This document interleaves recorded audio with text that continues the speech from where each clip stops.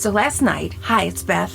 Here I am, over 65 and talking, episode 428. I'm just so excited because last night we were watching a World Heritage Site. It's this program. Each episode is maybe 35 minutes long. It's great. It was Machu Picchu. I was riveted because I can't go there because I have asthma. So we're watching it. Everything's great. The whole story's beautiful. And then all of a sudden the guy goes, and there have been so many nude streakers, so many nudists coming to Machu Picchu for vacation. I'm like, ouch. Where are you ever going to sit down? It looks kind of like there's a bunch of rocks or something. So anyway, I looked it up. I'm like, what is going on in the world? Well, nudity is going on in the world. So Machu Picchu is getting more and more tourists who, in front of the mountains, take all their clothes off, streak around, and have their pictures taken. The Peruvian government is very upset about this because it's scaring the llamas. They can't take it. The llamas lived by a very strict code, and their code is they want people with clothes on. That whole body situation frightens them. They're willing to give up the wool off their backs happily. So the Peruvian government is trying to get these people to understand that it is animal abuse. These llamas can't get over it. And it's not respectful to the beautiful place. It's just not right. When you're upsetting a llama, you gotta know you're making a mistake. It is wrong. So they're calling these things nakations. And psychologists say they're the perfect de-stressor. I'm like, no, they're not. And they go, yes, they are. Because you know how you're worried that your bathing suit might be too revealing? You know how it's hard to get out of your bathing suit? I'm like, but I don't think nudity is the answer. Psychologists say yes, it is. They say it's the ultimate leveler. You go on a vacation and nobody's wearing an expensive bathing suit. I'm like, I don't mind. Psychologists say, yes, you do on a deep level. They did more studies and they found out that it leads to life satisfaction. I'm like, no, it doesn't. And then they said, yes, it does. And it leads to body image being better. And I'm like, no, it doesn't.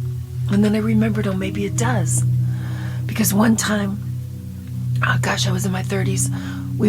Kid and I were on vacation, and we went to Bondi Beach outside Sydney, and I just wanted to surprise him. It was a topless beach, it was a totally nude beach. I took my top off. I was so embarrassed, but I just wanted him to think I was cool. And I kept it off, and then 5 minutes, I walked to the beach and back, walked to the water and back. I mean, I was dying of embarrassment, but I did it. Kept the top off because I was going to be bold. All of a sudden, 5 minutes later, into my victory lap, this huge German family comes, and the grandmother takes off all her clothes, and the grandson is sitting on her lap, and I'm like, oh my God, I feel like a llama. This is scary. This is scary. I immediately put my bathing suit on, went back to the room, laid down, put a towel over my head, and tried to forget. So I don't think I'm a candidate for nudity, but I don't think most Americans are either. The first guy who did it, his name was Kurt Barthel in America in 1932. He started the first, and it's not brothel, it's Barthel. I'm sure you had to explain that over and over. Not Kurt Brothel, Kurt Barthel. 1932. And this is what he did. He invited 7 people, and they were all in their early 20s. Well, give me a break. That's not going to happen everywhere you go.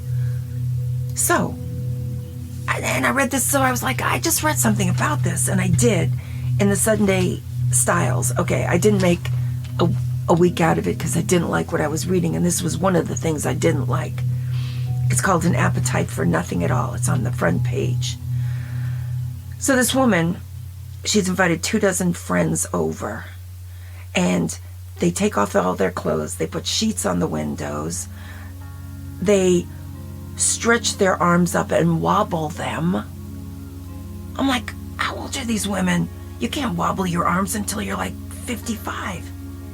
And she's starting this movement where she invites these people over for dinner and they get naked and they eat food at this table, which I'm not sitting at that table. I'm not sitting in one of those chairs. I'm sorry. I've got so many problems. It's a naked vegan dinner with a bunch of strangers. This woman is making a killing. So this is how she does it. I mean, I wrote it down because I still can't believe it. Okay, so this is kind of an embarrassing part. The events are exclusive, not exclusively for women, but in order for a man to come, he has to be vouched for. And people have dietary restrictions and all that, but the vouching for a man, they do it because they don't want some creepy dude who found them on Instagram coming. I'm like, creepy dude? There are creepy girls in the world. There are arm wobblers who are women and men. It's an equal opportunity disgusting event.